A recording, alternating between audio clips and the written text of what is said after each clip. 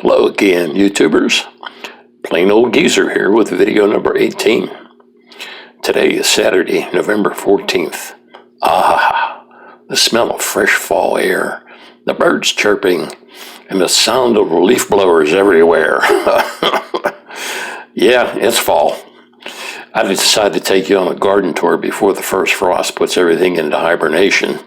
Hurricane Ida, or whatever her name was, made things a little wet. I didn't get out to feed the birds, so they were sticking notes on the kitchen window to let me know about their plight. After feeding them and taking you on a walking tour, I said to myself, "Self, I think you need to get some exercise today before someone thinks you're a cadaver and plants you." So if you watch my video, you will see the mess behind my workshop, and I end up cleaning it up and burning it today. My energy is improving a little each day with my new thyroid meds, thank goodness. But I have to start doing, if nothing else, some stretching exercises before rigor mortis sets in. If my muscles get any tighter, I might need help stretching enough to wipe my own butt. I don't expect to find too many volunteers for that job, including Mrs. Geezer. So I'm going to stretch while you watch this invaluable video number 18 by Plain Old Geezer. Enjoy, and don't forget to like, share, and comment. And by the way, this is a message to my nieces, nephews, great-nieces, and great-nephews. My older brother, I asked him if he watches my videos, and he said, yeah, he saw one, but he fell asleep. Now, I don't know if he's stroking me or what, but I am challenging my family to razz the daylights out of my old brother. And you know what? Get my younger brother, too, while you're at it, and let them know this is family. Watch, even if it hurts. Bye. Well, let's take a little walk around the fall yard. Things at this point are starting to slowly die off. And that's okay, because it's fall. Had a lot of pine needles that rained down. We still have one blossom on this crazy azalea. Elephant ears are drooping.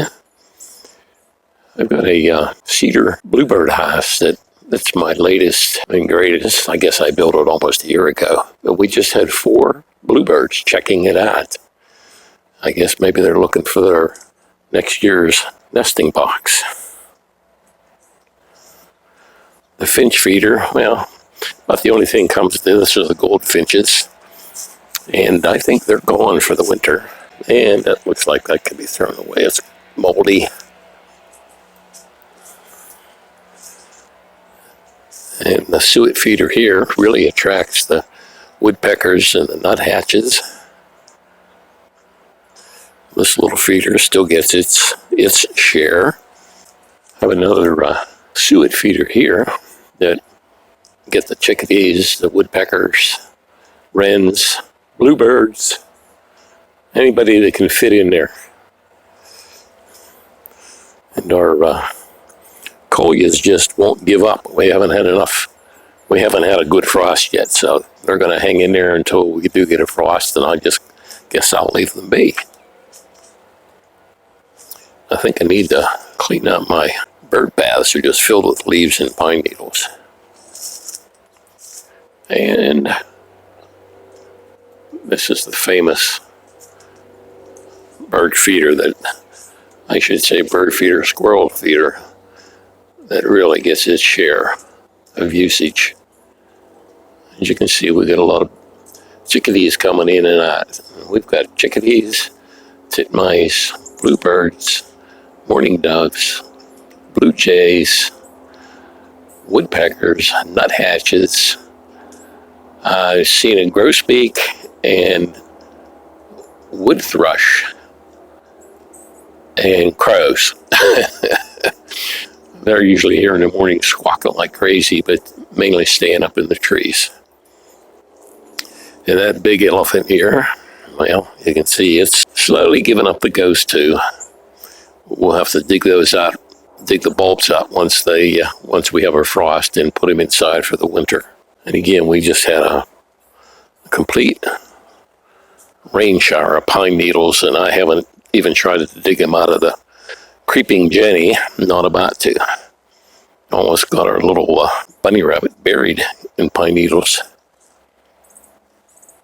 So everything's starting to lose its luster.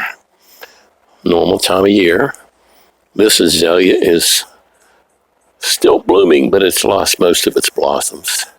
And that's pretty much about it for most of the garden, but we'll take a walk through the back too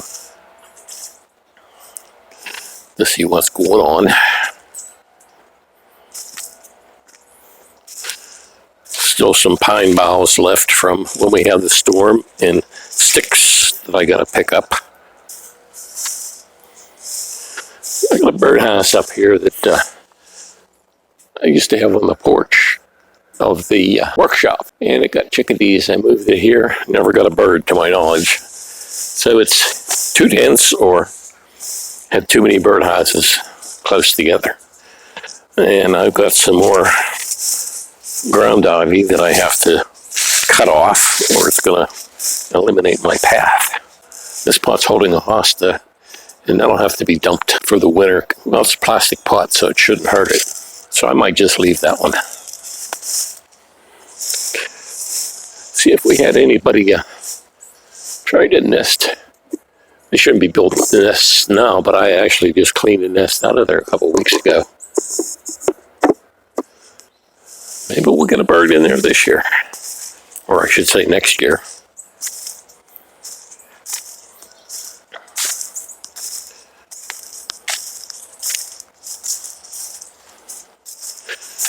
We have some more wood cut up, not split, and I'm not going to split it.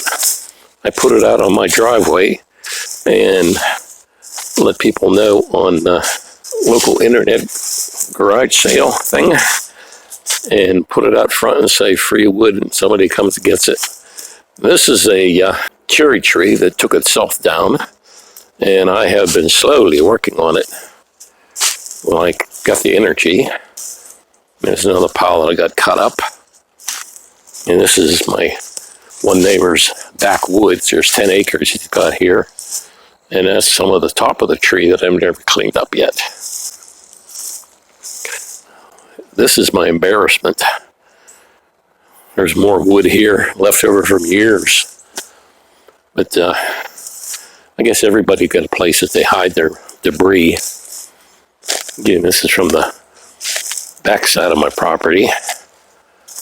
This is shrubbery that I cleaned out and cut down just so I could get to that cherry tree to cut it up.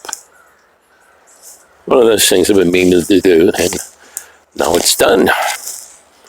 More logs from pine trees have been cut down for years. And my neighbor was good enough to leave an opening in his fence. He had actually told me I could take and stack wood back in his property, but I don't do that. This was cleanup, a little bit of light trimming, and Mexican sunflowers. It just got overwhelmed, too heavy, and they just started falling over everywhere. So I left one that was laying on the ground. This will be a over the winter project, cutting up this debris and burning it. Well, the wife and I got out here and we cleaned up the she shed. Needed it badly. Got some of our better pots back here and stored so they don't get damaged through the winter. And my wife finally threw away some pots. We had a whole wheelbarrow full of pots that she decided to throw away, and I thought, oh, good, finally. I got a couple back here that I haven't dumped out yet. There's my trusty double wheelbarrow, which is one of the smartest investments I ever made, especially as an old geezer. And there's my two-wheel cart that I've lost. And I have a screen here that I use for sifting soils. I cleaned up the porch, mostly on my workshop. And I got stuff that's almost ready to burn. Pine boughs still decomposing. And I just cleaned out my burn pit. It was completely filled to the top and overflowing with ashes. So today I plan on burning some more. And this wood has been here for years that I've burnt some of it and stacked on top of it. More cherry trees that were cut down. And again, I'm slowly going to get that out to the porch out to the front driveway and let somebody that can utilize it. And I'm not about to split it. I don't have a splitter. My little mini nursery of hostas looks like I buried in pine needles. I might move them put them in the she shed. The berries on the holly and the pine needles. These are clumps of grasses that I just dug out from other places and literally just set them on the ground. They just grow like crazy. That's a sago palm. That's it. I knew it would come to me. Well, I thought it might come to me, but you never know.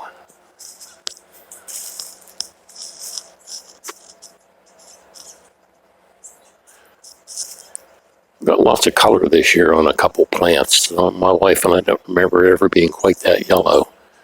And that we believe is a viburnum. My yellow jasmine vine has been doing well this year. Like maybe next year it will be completely covered. The color in this dogwood, the rust, is really vibrant this year. And meant to get out here earlier, but we had that terrible rainstorm from, I guess it was Hurricane Ida, and took out most of the color. This is a garden between my neighbor and myself, and there's a beautiful plant. I don't know what it is. I didn't know the name of that. That's one of hers. She had some trees down, and this plant looks like corn, but I have no idea what it is and where it come from, because I don't remember planting it. But such is the life of a garden. There's another one over here. Actually, these all along here should be blooming, but they don't. And here is my Mexican sunflower. That is the base of it, and it just laid itself down and keeps growing. So we'll enjoy it while it's here. This is lantana, and I don't know what the red flower is. Poker hot or something, or hot poker, something like that. But this is the first year for this flower box. I have one identical on the other side. Not one flower on the lantana, just a slight difference in the sun. I'm assuming that's the reason. Here's the one that's in the shade. Hot poker is doing very well. Not a flower on that lantana. I am not sure what this flower is, or this plant is, but it gets this little teeny tiny flower on it. I don't know if the camera's focusing on it or not because the sun's so bright, but it just keeps going crazy. I never trimmed it. Well, I did trim it back very, very early when it started. It was only about a foot high when I planted it, if that. And it has a sister over here. So if it ever gets done flowering, it's such a fragile looking little flower. And then I will trim it back and see what we get next year. But it's doing real well. It loves his front corner. This plant, called Mrs. Bradshaw Geum, Geum, maybe a different spelling for gem. And it's supposed to get a bunch of little orange flowers on it. I planted 2 of them. One here is still looking pretty good. It's just the first year. I think it was like a $2 plant. It's a Cuba, variegated Cuba.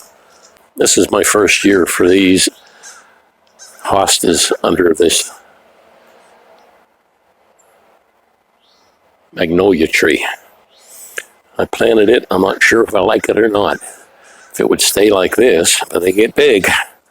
And when they drop their leaves, they're big leaves, so they can be dirty. I am going to tear these roses out of here if it's the last thing I do. There's one blooming like crazy. Right here in the front of the house, and we just don't spend enough time out here. Forget about them. But they've never done well with this. Too much shade, I guess. And this, I believe, is a New Guinea impatient. And it's a volunteer. I have no idea where it come from, but it's sharing space with this hosta that's been here 2 years, and that hosta is called Happy Days. I got to remember there's 4 pots out here on the porch, the front porch, that will have to be hauled to the back so they don't freeze. Those are annuals anyway, so they'll get dumped, except for the one with the spikes on it. I think that stays out here all year, if I remember right. This, in the bright sun, is a yellow jasmine that I started and gave to our neighbor. And this is our shared bed. And we don't know where the property line is here. There was a huge pine tree right here in the shade spot. They think they're going to put in a pink dogwood. I says, I'll dig the hole and plant it if they buy it. This is the fern garden I was talking about early, and it is just way too full. So I want to get in here, hopefully, dig out some of them, and move them and scatter them back in the woods. They'll do well in the woods. And that is a tour of the whole yard in the fall. I hope you all enjoyed it. And here is the results of today's work. I really feel good that I managed to get outside today and do something, but my legs are starting to get a little wobbly, and like this, I've been on here for about 3 to 4 hours, which is doing good for me. To my favorite spot, and that's the bird feeders. And I leave you with this peaceful moment. Until the next video, thanks for watching.